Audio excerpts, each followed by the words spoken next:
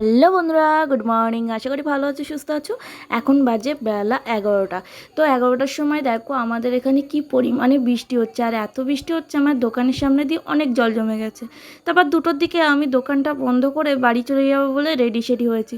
এখন হালকা হালকা ঝিরঝির করে বৃষ্টি হচ্ছে, কারণ আমি ছাতা আনতে ভুলে গেছিলাম আর বুঝতেও পারিনি এত জোরে বৃষ্টি আসবে আজকে।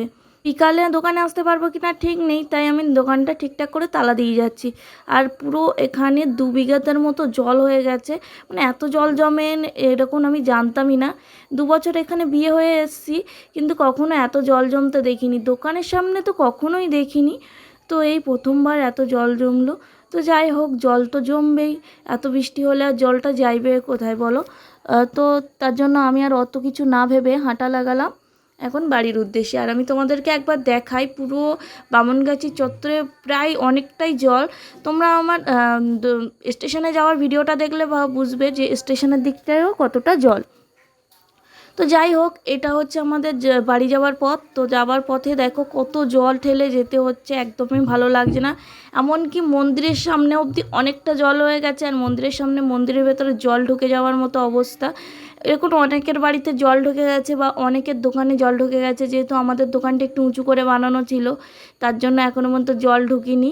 আর আমি এখানে দেখতে পাচ্ছ পুরো হাঁটু সমান জল ঠেলে যেতে হচ্ছে। যাই হোক, এর তো জল কম, টেলার এখনও বাকি আছে, পিকচার তো এখনও বাকি, টেলার এটা পিকচার এখনও বাকি। চলো দেখাচ্ছি আমাদের গলির মুখটা কতটা পরিমাণে জল।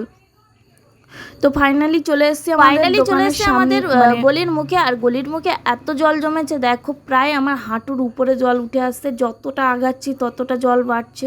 তো এইভাবে জল বাড়তে বাড়তে পুরো একদম হাঁটুর উপরে জল উঠে গেছিলো। আর এই দেখো, এনাদের তো ঘরে জল ঢুকে গেছে, তো কিছু করার ছিল না। তারপর আমি দোকান দিয়ে এসে ড্রেস চেঞ্জ করে একটু ঘুমিয়ে নিলাম। ঘুমিয়ে দিয়ে উঠেই তোমাদের সাথে বক বক করতে শুরু করে দিয়েছি। একটু বৃষ্টিটা থেমেছে, একটু হালকা মেঘলা মেঘলা আসছে, আবার বৃষ্টি আসবে সেটা বুঝতেই পারছি, কারণ এখান দিয়ে জন্মাষ্টমী অবধি টানা বৃষ্টি হবে। তো যাই হোক, এটা অনেক আগের ভিডিও, তোমাদের সাথে পরে শেয়ার করছি, ততদিনে হয়তো জল শুকিয়ে যাবে ভিডিওটা এডিট করতে করতে। তো যাই হোক, এখন কিন্তু আমি ঘুম দিয়ে উঠে কিন্তু তোমাদের সাথে একটু গল্প করে আর বিছানাপত্র সব গুছিয়ে নিয়েছি। আর ওয়েদারটা অনেকটাই এখন ক্লিয়ার আছে, দেখতে পাচ্ছ। আর তোমাদেরকে ওখানে কাদের কাদের ওখানে বৃষ্টি হয়েছে আর জল জমেছে সেটা কিন্তু আমাকে কমেন্টে আনতে একদম ভুলবে না। তারপর একটু খিদে খিদে লাগছিলো, তাই ভাবলাম কিছু খাওয়া যাক। তো দুপুরে যেহেতু খাবার খাইনি, তার জন্য আমি ভাত নিয়ে বসে গেছিলাম। এখানে করেছিলাম ভেন্ডি আলু ভাজা, আর করেছিলাম আলু আর ডাল বড়ার তরকারি। তো এর রেসিপি তোমরা পেয়ে যাবে আমার চ্যানেলে, তোমরা দেখে নিও। তো এটা দিয়েই চলো ভাতটা খাওয়া যাক। তো আজকে ভিডিওটা এই অবধি, আর বেশি লং করতে পারলাম না। দেখা হচ্ছে পরবর্তী একটা নতুন ভিডিওতে। ভালো থেকো, সুস্থ থেকো, নিজেদের খেয়াল রেখো। Tata, bye bye.